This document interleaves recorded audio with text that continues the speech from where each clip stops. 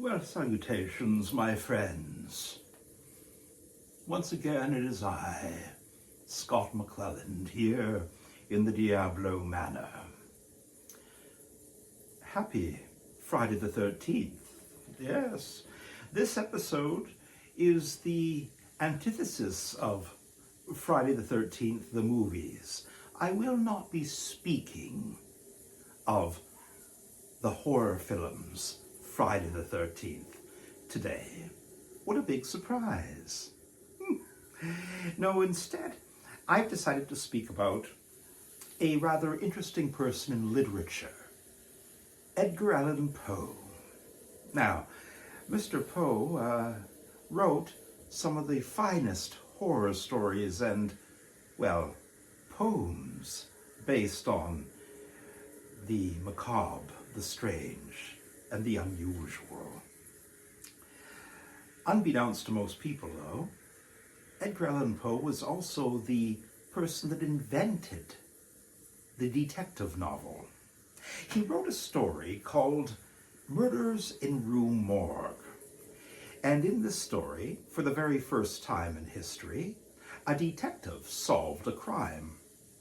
Now, of course, people like Sir Arthur Conan Doyle are very thankful for the fact that he did this because he inspired many. But most people do know him also as a man of horror, not a man of detective stories. Now, understand that Edgar Allan Poe was not a person that was really like a Sherlock Holmes. He was not very outgoing. As a matter of fact, he was a bit of an alcoholic and maybe even had a tendency towards certain recreational drugs. Sadly, Edgar Allan Poe died, and when he did, nobody quite understood exactly what had happened. He was found the day before his death in a what they thought was a drunken stupor. He was delirious, and he was not wearing his own clothing. He was wearing someone else's suit. Now, there are some hypotheses that say that he was part of cooping, and cooping was, well, something that happened during that day and time where they would take derelicts and they would dress them in certain clothing and have them vote during different elections many times, having them change their clothing over and over again and plying them with liquor or beating them until they did it again for them. And this would eventually get the votes for the popular party at the time. Not the best way to be going about things, but again, this is something that did take place, and they are thinking that maybe, just maybe, Edgar Allan Poe was a part of a cooping scheme, and that is why he was found wearing somebody else's clothing the day of his death. They also thought that maybe he had possibly died of rabies, given to him by his cat, or maybe syphilis, or, well, it could have been a multitude of other things, including mercury poisoning, which was common in potted water back then because, well, the water supply wasn't always as clean as it would be today. And there's many, many different ways he could have died, but it's a mystery to most because he was found, as I stated, derelict and in the wrong city at the time of his death. He is originally from Baltimore, and he was found somewhere else. Anyhow, I say this because I find that Edgar Allan Poe is a rather interesting and tragic figure in the world of horror.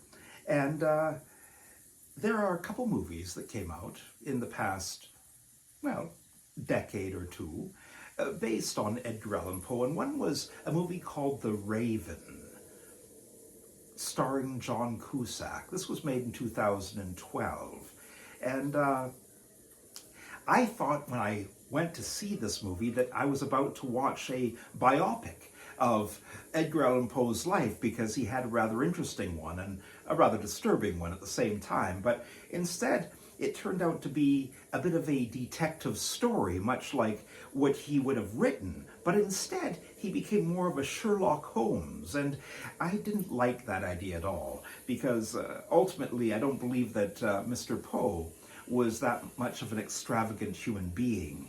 He was a thinker and internalized many of the things that he did. He wasn't like Sherlock Holmes, who was obviously a outcast himself, but a very flamboyant person. Poe, on the other hand, I don't believe was flamboyant as much as he was just eccentric. And in this movie, they make him out to be a person that is striving for fame, always looking to the papers to see if there's an article about his newest poem or story. And this, to me, didn't seem right at all. At the same time, it didn't seem that the story itself was really about Edgar Allan Poe. Now, the crux of the story was that all the murders that were taking place in the film were based around Poe's different storylines. And this is an interesting idea, but they could have actually just made it a murder mystery about some person that liked Edgar Allan Poe's work. Making the movie seem like it was Edgar Allan Poe himself that was involved in this somehow was rather ludicrous. Now, I'm not saying that this was a horror film, because really it wasn't. It was a mystery, sometimes a drama, but nothing else. And the thing that I find, and I'm going to bring this up in a bit, just because I think this is important, the thing that I find is people have decided to make movies about Poe to aggrandize his life in a fictional sense instead of in a reality sense. And I think that his life itself was rather interesting on its own. Now, in 2022, there is a movie that just came out, actually, called The Pale Blue Eye. And this movie stars Harry Melling as Edgar Allan Poe. And what a lovely actor Mr. Melling is. You may remember him as Dudley Dursley on Harry Potter.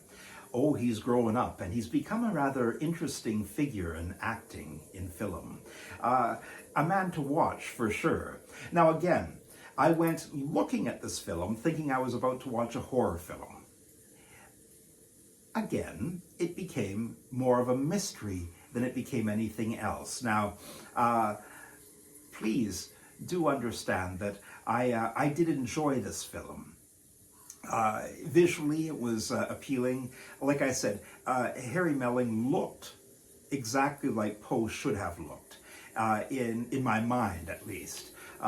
He looked a little haunted, and he did look like he suffered from depression and had seen way too much in his young and early life. But again, this movie ended up being a film where a detective who was not Edgar Allan Poe was trying to solve a crime. And it was through Poe himself that the crime began to be solved. And by the end of the film, tables were turned, and a few white herrings at the beginning of the film made you believe that maybe it was going in one direction when it actually went in another. So, that being said, I believe that The Pale Blue Eye is one that you can watch and enjoy as a movie, not as a horror film. And I'm telling you this because I think it's important for anybody that's been kind of like looking for gothic horror to know that these two films are not. I was actually wanting to talk about the fact that hopefully they were going to be, but after the viewing of The Pale Blue Eye, I discovered again that much like The Raven, it was a fiction, but not just a fiction, a mystery. So, we come to this. Here I am, sitting in the Diablo Manor, thinking to myself, why in the hell hasn't anybody made a movie about Edgar Allan Poe's life and mysterious demise? This is something that would be rather interesting. You see, Poe, at the age of 27, married his cousin, aged 13 at the time. And lived a rather unusual life. Like I said, he did suffer from alcoholism and, you know, the problems that many artists had and have even in this day and age. And I think that because of his demons and the fact that he struggled as he did in the early time in America, I think it would have made for a great story. Just following his life for what we know of it, right to the last day, because the last day is a mystery. There is no real answer as to why or how Edgar Allan Poe died. We just know that he was found dead.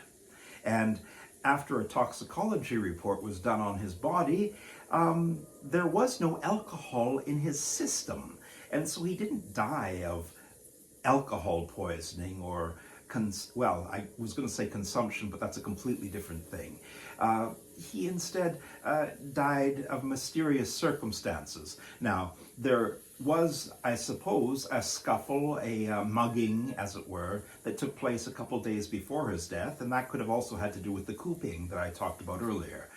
But ultimately, I believe that something maybe a little more nefarious, murder, as it were, may have taken place. And this saddens me because he was a great man and a lovely mind who, until this past 100 years, was not really revered as he should have been.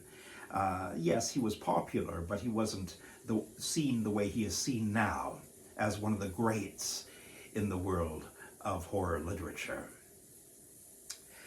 So, here we are. It's Friday the 13th, and I am not really talking about Friday the 13th, the horror movies. Now, you're probably thinking to yourself, why? Well, I'm going to be brutally honest. You see, I do love horror movies. I eat, sleep, and breathe horror itself. And I'm afraid I've never found a taste for Friday the 13th. When it came out a couple years after Halloween, I thought I'd give it a little try and discovered very quickly that this type of slasher was not the same as John Carpenter's wonderful film, Halloween. Michael Myers was a ghostly figure, a figure that seemed almost impossible because he kept on coming back for more even when he seemed to be killed. Whereas Jason was not an enigma, but made out to be a bit of a freak that was super powerful, and I guess over time, because they made so many damned movies about him, he was also supernatural because he kept on coming back no matter what you did to him. But I can't go into too much detail about Friday the 13th because I really didn't like the series at all. And I don't mean the TV series, I mean the movies. The TV series, again, I'd have to view again. It's been so long, and I really don't think I want to right now. I've got too many other wonderful horror movies to talk about in the future. But I'm sure I'll be getting a lot of flack over my my feelings on Friday the 13th. But it is what it is. You know, everybody's got their own taste. My taste just doesn't go in that direction. The only saving grace of Friday the 13th is, of course, the fact that Tom Savini did most of the special effects. And I must say, Tom Savini's work is always exquisite and rather fun to watch. But apart from that, I really have nothing else to say about Friday the 13th, the movie, on this day of Friday the 13th, 2023. Yes, it's strange, but true. I'm glad that you have sat down with me for this last little while and listened to me wax poetic about how I feel about horror. I will be coming back again very soon with some more thoughts on other horror films and tropes that I've enjoyed. But for now, know this. Edgar Allan Poe somebody out there, please, for God's sakes, make a movie about his real life. Don't fictionalize him. I think he's damned interesting on his own. And try and find that almost Edward Gorey-esque feel that is needed to create this wonderful world that he lived in. Because, again, it seemed like I was watching Sherlock Holmes with Robert Downey Jr. or, something of that like when I was watching these films. I didn't feel like I was actually in a dark and rather brooding world of a writer and artist. So I'm putting that out to the universe right now. Please, please, I'm asking the spaghetti gods, make a good Edgar Allan Poe movie for me, because I'd love to talk about it. And please, please, I'm asking all of the UFOs and other things that are in the sky, do not make any more Friday the 13th, ever. I feel good now. Well, again, I should say one last time, happy Friday the 13th. Share this with your friends, and I will see you again rather soon. So, have a good one, as they say in Canada, eh? Oh, yes, a very good one.